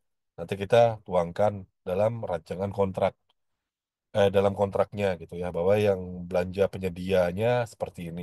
Tapi kalau ternyata kayak kasusnya tempat Pemdanya Om Fajar disepakati pakai e-purchasing yang melaksanakannya adalah PAK PPK dari Pemda dari perangkat daerah, maka di sini huruf C-nya berubah. Eh, apa namanya? Proses pengadaan barang jasa dilaksanakan melalui katalog elektronik oleh PPK Dinas PUPR Kabupaten Cilacap misalkan. Nah, jadi boleh nih, sangat dimungkinkan karena dalam pasalnya Perpres swaklola dan atau penyedia boleh dikombin gitu. Dengan pertimbangan bahwa kemampuan karena swaklola ini selalu berbicara kemampuan dari penyelenggara swaklolanya. Ada beberapa penyelenggara swaklola yang bisa melakukan tapi tidak bisa pukul rata. Nah, kalau penyelenggara swakelolanya sudah bendera putih duluan nih, Pak, kami nggak mampu nih mengadakan sendiri, membuat sendiri nggak mampu nih, kami minta tolong bisa boleh beli dari penyedia. Boleh nih beli dari penyedia, tapi yang melaksanakan pembeliannya siapa? Apakah kami dari tim swakelola atau dari tim PA-KPA bersama PPK. Nah, itu harus disepakati di kontrak. Nah, ini contohnya. Ya, kami tuangkan ini dalam pasal 6 kewajiban dan tanggung jawabnya. Ya, kalau tanggung jawabnya itu tadi di pihak pertama menyediakan barang, alat dan material, ya tuliskan di situ. Seperti itu ya, Om Fajar. Siap, siap Om Gamas. Terima kasih pencerahannya ini. Siap. Oke, baik, terima kasih Pak Fajar. Selanjutnya Pak Aditya Wibawa Mukti, kami persilakan Pak. Baik, terima kasih Pak Yefri atas kesempatannya. Nama saya Aditya Pak dari Dinas PUPR Kabupaten Serang. Nah, kebetulan Pak di bidang saya di bidang sumber daya air ini ada memang akan dilaksanakannya swaklola Pak, khususnya di pekerjaan irigasi, di mana memang efisiensi ini kontraktual sudah sangat minim sekali, jadi ada langkah memang ke arah swaklola Pak. Nah, mungkin ini yang pertama kali Pak untuk tahun ini untuk swaklola yang akan dijalankan Pak. Yang saya tanya Pak, di kami ada yang namanya UPTD wilayah, Pak. Di mana UPTD wilayah itu ada di dalamnya ada mantri, ada petugas open. Nah, apabila kita sudah memiliki SDM tersebut, Pak, apakah kita memprioritaskan sekolah tipe 1 dengan SDM yang ada atau memang kita melibatkan masyarakat untuk misalkan melibatkan peran serta masyarakat seperti itu, Pak, dengan Suako tipe 4. Kebetulan di kami juga Pokmasnya sudah ada namanya Perkumpulan Petani Pemakai Air dan sudah ada SK notarisnya seperti itu. Apakah prioritasnya Suako tipe 1 atau menggunakan Suako tipe 4 itu, Pak?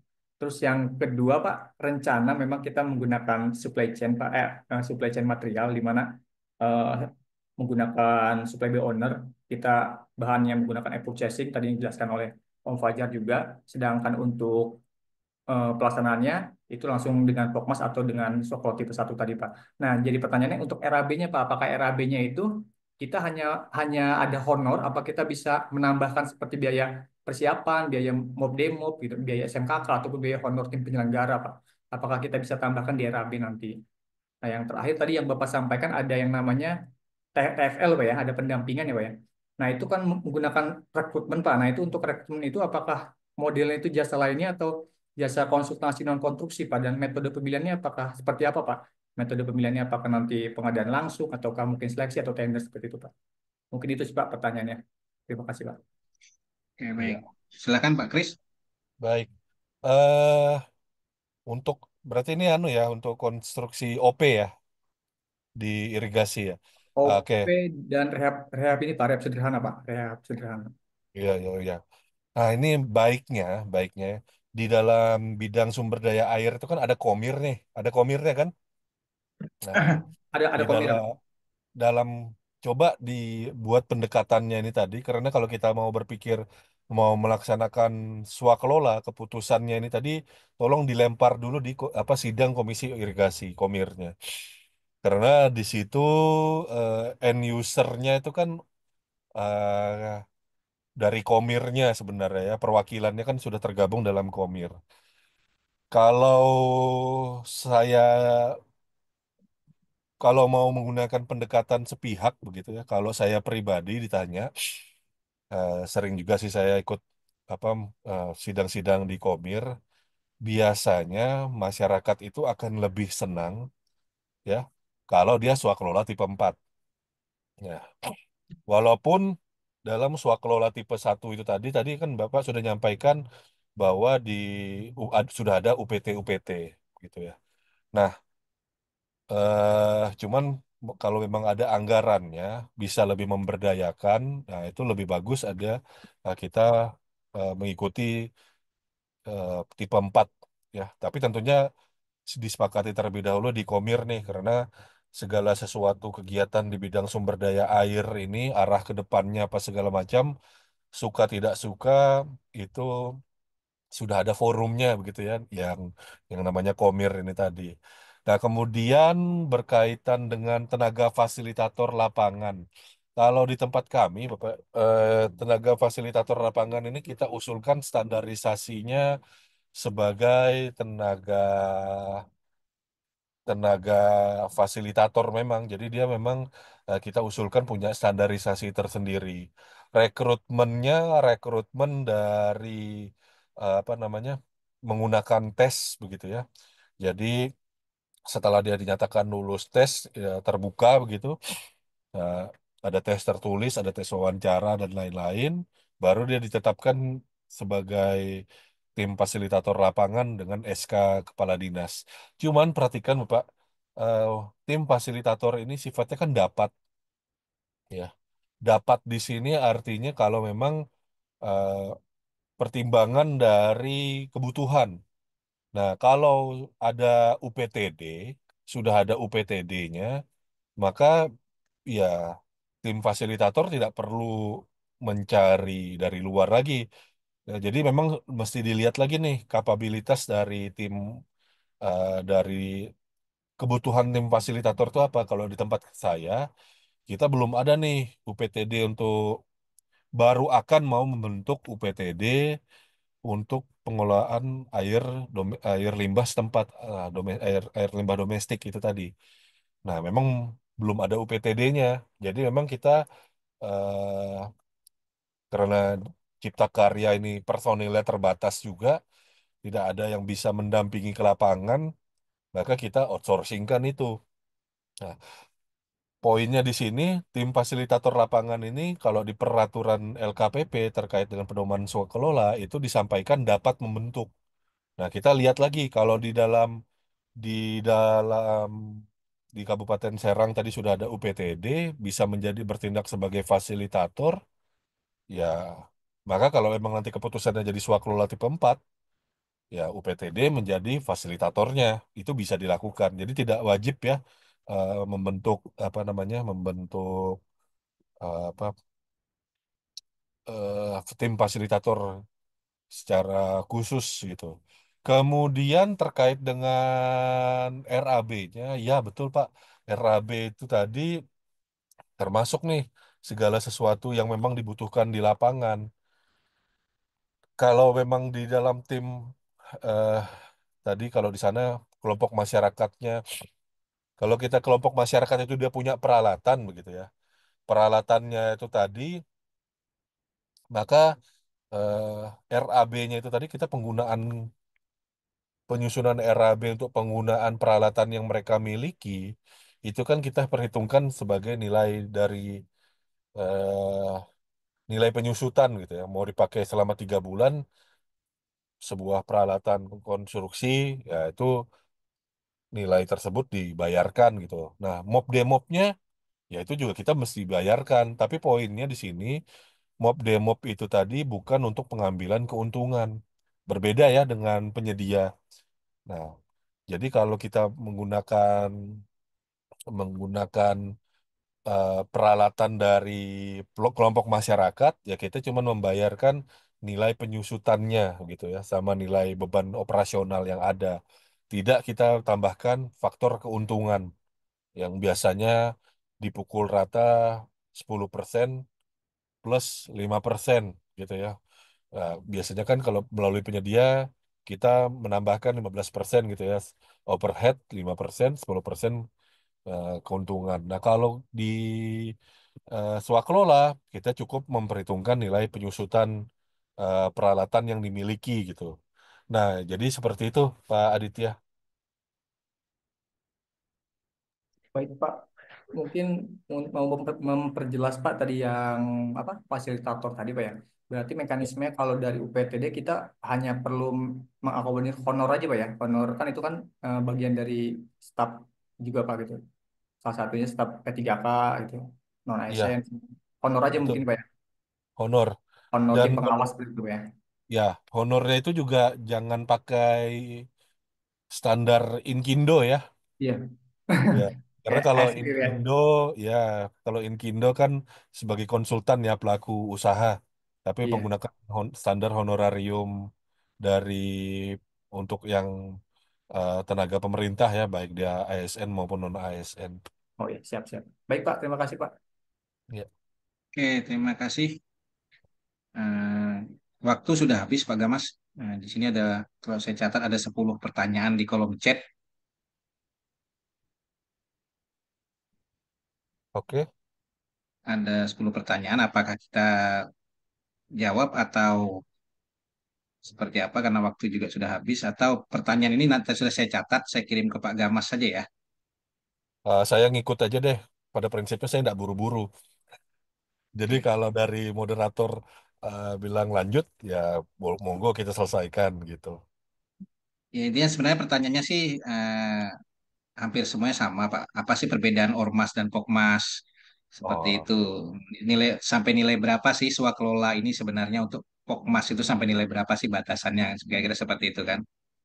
hmm. Legalitasnya seperti apa, berbadan hukum atau boleh tidak berbadan hukum seperti itu. Terus boleh ini di situ pertanyaan juga, bisa tidak dalam hal swakelola tipe 4 itu meminta jasa konsultan? Nah, untuk pembuatan gambar DED-nya itu seperti apa? Nah, karena kan terkait RAB-nya juga kan seperti itu ya. Nah, Ya, terus tipe pekerjaan apa sih yang bisa diswaklokan di tipe 4? Kira-kira seperti itu sih, Pak. Nah, oke. silakan bisa dijawab singkat, Pak Gamas, silakan. Ya, baik. Jadi kalau untuk kriteria pekerjaan swakelola, pada prinsipnya dia tidak dibatasi dari nilai ya. Artinya threshold-nya itu dia bukan nilai rupiah. Beda dengan penyedia ya. Kalau dengan penyedia kita threshold 200 juta, kita pengadaan langsung. Kalau sampai dengan 200 juta kita pengadaan langsung, di atas 200 juta kita pakai tender atau dan seterusnya lah ya. Nah, threshold dari swakelola ini dilihat dari kemampuannya. Bisa jadi di sebuah daerah gitu ya, pekerjaan yang bisa kita bilang kompleks begitu, tapi swakelolanya punya sertifikat kompetensi, ya, dia bisa melaksanakan apa namanya, dia punya armada alat berat yang eh, memadai, maka itu bisa dilakukan secara swakelola. Itu bisa bisa bisa bisa saja begitu. Saya pernah dalam mendampingi salah satu perusahaan multinasional bergerak di bidang tambang emas. Dia punya engineer untuk eh, pengerasan jalan haulingnya gitu ya. Kemudian dia ada engineer-nya, dia punya alatnya dan seterusnya. Maka membuat jalan yang sekelas kayak ya ya sekelas ber, jalan provinsi begitu ya, dia bisa melakukan gitu. Artinya threshold dari pekerjaan swakelola itu bukan dari berapa rupiah gitu ya, tapi punya ndak sumber dayanya gitu. Sumber daya ini bukan hanya sumber daya manusia yang punya sertifikat dalam pekerjaan kompetensi konstruksinya, bukan hanya itu saja gitu ya, tapi juga sampai dengan peralatan, manpower, manpower ya, konstruksi fisiknya dan seterusnya. Nah, ini tadi saya bicara tadi yang perusahaan tambang itu bisa melakukan sampai segitunya ya di dalam lingkup area tambangnya itu, sehingga dia tidak men-outsourcingkan itu ke penyedia. Mereka kerjakan secara in-house ya, secara swakelola murni.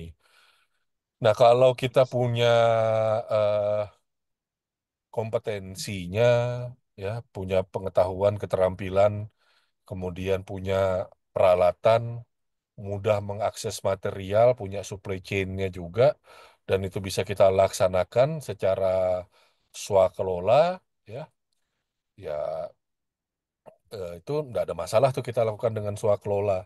Kalau di dalam peraturan Menteri LKPP terkait dengan swakelola kan salah satunya ya pekerjaan itu tidak diminati ya oleh penyedia, pekerjaan ini eh, tidak mudah diakses tempatnya, kemudian pekerjaan itu tidak menarik bagi pelaku usaha, memiliki sifat rahasia. Contoh tadi kan kayak tambang emas tuh, ya walaupun ini swasta tapi mereka nggak mau nih ada orang lain yang masuk. Nah itu pertimbangan tuh ya. Ya, karena nanti kalau mereka masuk, mereka bisa bawa keluar emas lagi dari area itu. Nah, mungkin pekerjaan-pekerjaan yang seperti itu, ya, yang di pemerintahan itu yang cocok dengan swakelola. Jadi kita ngelihat kecocokan sesuai dengan kriterianya itu sudah tercantum dalam Perlem 3 2021, sengaja tidak saya kopas gitu ya, karena eh, apa peraturan kan bisa diakses semua orang ya. Terus juga dari kemampuan pelaksana swaklola itu tadi, kalau tidak mampu ya jangan dipaksakan. Tidak punya personilnya, ya yang tidak punya engineer-nya yang memang bisa untuk melakukan perencanaan, perancangan konstruksi itu. Atau dalam juknisnya belum ada blueprintnya, ya, yang untuk menetapkan untuk ditetapkan sebagai spesifikasi teknis, ya jangan dipaksakan, ya. Karena tadi saya sudah sampaikan di awal, Undang-Undang Jasa Konstruksi, terutama juga kalau kita berbicara konstruksi itu tadi dikaitkan dengan apalagi apalagi kalau konstruksinya bangunan ya. Nah, itu kan mau gedung pemerintah mau gedung privat itu kan juga dalam proses pembangunannya perlu ada PBG tuh. Nah, ini nanti kan pada saat masuk diajukan SLF dan PBG-nya itu kan akan diminta tuh dalam tim penelisik ya, tim tim TPA-nya ya, apa segala macam akan diminta tuh apa DED dan yang lain-lain lah semuanya itu sama tim ahli. Nah, jadi kalau memang tidak bisa dilakukan oleh eh, perancang yang memang bersertifikat, kita tidak punya orang yang bisa jadi perancang bersertifikat, ya mending jangan dipaksakan gitu. Terus apa bedanya ormas dengan kelompok masyarakat? Ya kalau ya dari yang pertama ya, ya namanya gitu ya. Kalau kelompok masyarakat ya sampai level tadi kalau istilahnya di tempatnya Om Fajar ada LKM ya, tempatnya Mas Aditya tadi ada ada kelompok masyarakatnya juga gitu ya. Kemudian di tempatnya saya ada istilah kelompok swadaya masyarakat. Nah, kalau legalitas dari kelompok masyarakat itu biasanya sifatnya lokal ya. Karena dia memang eh, kelompok masyarakat begitu. Sifatnya lokal biasanya cukup diketahui oleh instansi-instansi yang sifatnya kedaerahan ya. Banyak ya kelompok masyarakat itu yang contoh kalau di Dinas Pariwisata itu legalitas yang diterbitkan di sana adalah Pok Darwis. Pok Darwis itu apa? Bukan kelompok sadar wisata, bukan, tapi kelompok sadar wisata. Kemudian ada dari Dinas Pertanian, ada yang dari Dinas Pertanian itu kelompok tani ya, Poktan. Ya, bisa kelompok taninya, bisa Gapoktan ya, gabungan kelompok tani. Nah, itu legalitas yang dikeluarkan dari apa namanya? Dari dinas-dinas setempat. Itu bisa tuh. Kelompok masyarakat yang dari kepala desa, yang kayak tadi ini kan konstruksinya sangat sederhana ya. Bukan bangunan yang ibarat kata nih, mohon maaf, bukan bangunan yang perlu ada PBG segala macam, blueprintnya sudah ada, jadi pekerjaannya memang bisa dikerjakan oleh tukang kelompok masyarakat yang ada di sehari-hari, ya itu bisa pakai kelompok swadaya masyarakat.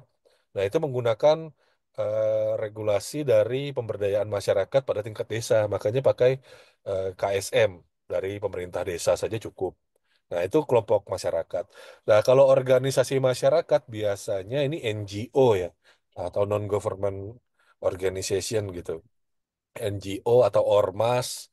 Nah, biasanya ini apa lembaga-lembaga yang punya badan hukum diketahui oleh dinas yang berkoordinasi dengan Kemendagri itu apa ya namanya itu? Kesbangpol ya. Nah, Oh, itu ya. Nah, itu ada biasanya ormas-ormas itu ya seperti kayak Karang Taruna, kemudian PKK, dia punya ADART yang kemudian kayak WWF ya, organisasi masyarakat untuk lingkungan hidup dan satwa konservasi satwa liar itu. Nah, itu dia biasanya sudah ada pengesahan dari Kementerian Dalam Negeri. Itu satu contoh gitu ya. Yayasan, nah itu juga anu ya kelompok sorry ormas yayasan. Jadi perguruan tinggi swasta itu juga termasuk organisasi masyarakat. Definisi ormas itu bisa berbeda-beda tergantung dari bidang bidang bidang tugasnya. Cuman gampangannya ya kalau saya bilang kalau kelompok masyarakat sifatnya lokal, artinya dia tidak ada yang badan hukum yang rigid. Ormas biasanya punya badan hukum yang rigid gitu ya. Yayasan, nah itu umumnya yayasan biasanya. Mungkin gampangannya seperti itu karena biasanya peraturan menterinya ada banyak ya. Kalau ormas di bidang kesehatan, ya itu legalitasnya beda lagi. Kalau ormas bidang pendidikan, beda lagi. Ormas keagamaan, beda lagi aturannya. Tapi pada prinsipnya satu kesamaan benang merahnya, dia punya legalitas yang kuat dan biasanya diakui oleh Kemendagri. Seperti itu. Oke, baik Pak Kris. Karena waktu juga, kita sudah lebih 15 menit. Sebelum kita tutup kegiatan hari ini, mungkin ada closing statement dulu dari Pak Christian Gamas. Kami persilakan. Ya, baik pada prinsipnya Bapak Ibu, pengadaan barang jasa dengan cara swakelola itu cara pengadaan yang berbeda dengan penyedia. Tolong, walaupun dalam pengadaan barang jasa dengan cara swakelola masih dimungkinkan membeli bahan, material, atau alat melalui penyedia, jangan diselubungkan jadi eh, penyedia terselubung gitu ya. Penyedia terselubung ini judulnya kontrak swakelola kerjasama dengan KSMA, tapi yang menyediakan, yang melaksanakan pekerjaannya full penyedia. Itu berbahaya sekali. Tadi juga sudah kita bahas aspek-aspek penting dari swakelola dengan studi kasus untuk pembuatan kamar mandi cuci kakus di dengan menggunakan kelompok swadaya masyarakat. Mudah-mudahan apa yang kami sampaikan bisa bermanfaat dan membuka pemikiran baru bahwa pekerjaan konstruksi itu bukan 100% ranah dari pengadaan barang jasa dengan cara penyedia, tapi bisa dengan cara swakelola dan keunggulan dari swakelola itu bisa memberikan rasa kepemilikan yang tinggi karena kita memberdayakan eh, pihak-pihak penggunanya langsung. Kemungkinan besar kita atau orang-orang yang bersentuhan dengan penggunanya langsung. Dan di dalam proses swakelola, walaupun ribet secara dokumen administratif, ya, tapi di sisi lain, karena sifatnya pemberdayaan masyarakat, tidak perlu keuntungan yang perlu dikompetisikan lagi begitu ya. Artinya ya memang ini dibangun dari masyarakat untuk masyarakat, ada pemberdayaan masyarakat di situ, ada peningkatan kapasitas yang tidak bisa diukur dengan uang. Jadi di situ benefitnya bagi masyarakat. Selama saya menyampaikan, mungkin ada salah-salah kata, saya mohon dimaafkan. Mudah-mudahan silaturahmi kita tidak terputus sampai dengan kegiatan kali ini. Kalau ada hal-hal yang perlu ditanyakan lebih lanjut untuk kita diskusi, sharing-sharing, monggo nanti bisa dilihat nomor ponsel saya ada di bagian perkenalan slide materi. Terima kasih. Terutama buat suhu kita, Pak Muji Santosa yang masih mempercayakan kepada saya untuk membawakan materi yang sebenarnya materi ini sebenarnya saya yakin sudah banyak yang tahu nih gitu ya. Kayak tadi contoh Bang Fajar dari Cilacap itu sudah ada pengalaman. Artinya materi ini sebenarnya bukan materi yang spesial-spesial banget dan saya berterima kasih sekali bahwa walaupun materi ini tidak spesial-spesial banget, tapi paling tidak dari pengalaman yang saya lihat langsung, ya beberapa baik yang langsung maupun yang tidak langsung sifatnya coaching begitu ya, ketika menjadi coach di pelatihan pendidikan pelatihan kompetensi. Mudah-mudahan ini bisa menjadi pengingat begitu ya bahwa swakelola harus sama tingkat penanganannya dengan penyedia. Jangan sampai pekerjaan swakelola itu tadi malah menghasilkan inefisiensi pemborosan karena dikerjakan secara aur-auran. Demikian juga terima kasih Mas Jeffrey sudah bersabar sebagai moderator ya. Dan juga mohon terima kasih banyak pada teman-teman sekalian yang sudah ngikuti dari awal sampai dengan akhir. Demikian, terima kasih banyak. Mohon maaf sekali lagi. Baik, terima kasih Pak Kris. Baik, selanjutnya juga kami mohon kalau mungkin ada closing statement dari Pak Muji, kami persilakan Pak. Ya, terima kasih Pak Jepri. Jadi hari ini kita bersyukur ya mendapat materi mengenai swakelola ini oleh Pak Christian Gamas. Sebenarnya materi ini bukan hal yang biasa ya, sangat langka sekali. Termasuk dalam pelatihannya pun kadang agak kesulitan mencari materi tentang ini, termasuk kasus-kasusnya. Jadi ini berguna bagi yang menempuh pelatihan PPK maupun Bapak Ibu yang akan menerapkan swakelola di daerahnya masing-masing. Jadi ini menurut saya berguna lah. Berguna bagi kita semua. Terima kasih Pak Kamas, Pak Yabri, Bapak Ibu sekalian. Semoga kita selalu banyak berbuat kebaikan dari pengadaan desa. Terima kasih. Wassalam. Baik, terima kasih Pak Muji. Baik, Bapak Ibu sekalian, demikian kegiatan webinar kita hari ini. Saya selaku moderator juga mohon maaf kalau mungkin ada hal kurang yang berkenan. Kalau mungkin juga ada pertanyaan yang mungkin tidak terjawab karena keterbatasan waktu, kami mohon maaf. Sekali lagi, semoga materi ini bisa menambah wawasan kita di pengadaan barang dan jasa. Sekali lagi kami ucapkan terima kasih banyak atas kehadirannya. Dan saya akhiri, Assalamualaikum warahmatullahi wabarakatuh. Waalaikumsalam warahmatullahi wabarakatuh. Silakan, ya. Silakan.